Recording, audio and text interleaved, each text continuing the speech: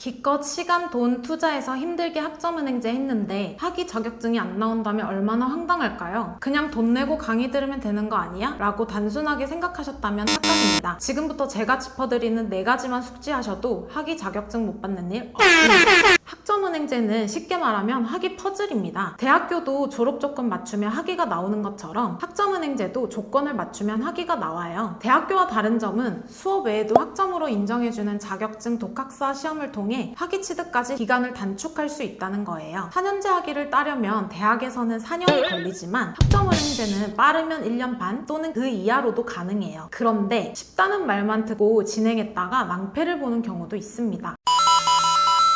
돈 내고 시간 투자해서 힘들게 강의 들었는데 F가 나와서 인정 안 된다면 얼마나 황당할까요? 학점은행제 과목 F를 안 받으려면 2가지 포인트를 챙겨야 합니다. 바로 출석과 점수인데요. 출석은 보통 문제 없습니다. 대학교 수업 3번 빠지면 F 받는 것처럼 강의 3주치 넘게 안 들으면 F가 나오는데요. 온라인 학점은행제는 녹화 강의를 정해진 기간 안에만 들으면 되니까 출석 부담이 적습니다. 그래서 출석 미달로 F 나오는 경우는 거의 없어요. 그럼 뭐가 문제냐? 점수입니다. 출석, 중간고사, 기말고사 과제 점수를 합산해서 상대평가 점수를 발표하는데 60점 미만이면 F가 나옵니다. 학점은행제 교육원도 평가 기준이 다 달라서 널널한 것도 있고 빡빡한 것도 있는데요. 빡빡한 곳에서 듣게 되면 감점을 많이 받아 열심히 들어놓고도 F를 받을 수 있습니다. 평가 기준 빡빡한 곳은 어떤 곳들일까요? 담당자 없이 혼자 진행하는 곳들이 많습니다. 인건비 없이 수업료가 저렴한 대신에 이윤이 적기 때문에 평가 기준을 빡빡하게 맞춰둬서 재수강을 유도하는 곳들이 있는데요. 얼핏 과목당 비용이 저렴해 보여도 삐끗해서 다시 듣게 되면 수업료도 2배, 기간도 2배로 늘어날 수 있으니 주의하시는 게 좋겠죠?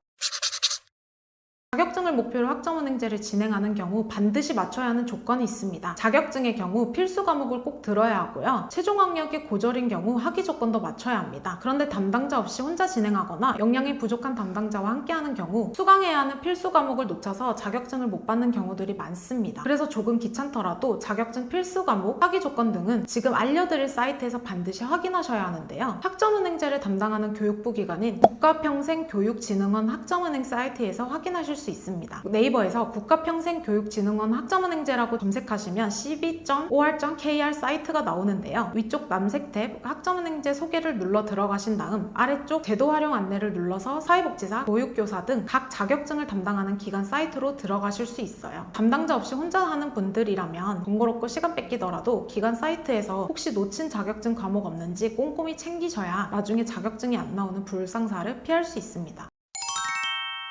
학위를 목표로 학점은행제를 진행하는 경우 학위 조건을 맞춰야 하는데요. 담당자 없이 혼자 진행하거나 역량이 부족한 담당자와 함께하는 경우 학위 취득에 필요한 80, 140 총 학점만 맞추고 전공, 교양 등의 조건을 놓쳐서 학위를 못 받는 경우들이 많습니다. 아까 안내드렸던 국가평생교육진흥원 학점은행 사이트에서 위쪽 남색 탭에서 학점은행제 소개를 눌러 들어가시면 학점은행제 신청 절차, 학점 인정 대상, 제도 이용 주의사항에서 진행 과정과 학점으로 인정받을 수 있는 자격증, 학위 조건 등이 나와 있으니 꼼꼼하게 확인하셔서 학위가 안 나오는 불상사를 피하셔야 합니다. 시간이 없고 복잡한 게 싫다는 분들은 역량 갖춘 학점은행제 플래너에게 도움을 받으며 시간 투자를 줄이고 쉽게 진행하실 수도 있는데요. 이 경우에도 내 학점은행제 과정이 어떻게 진행되는지 정도는 반드시 알고 계셔야 합니다. 역량 갖춘 담당자와 함께 한다면 문제가 없겠지만 잘 모르는 초보 담당자와 함께하는 경우 실수를 할 수도 있기 때문입니다.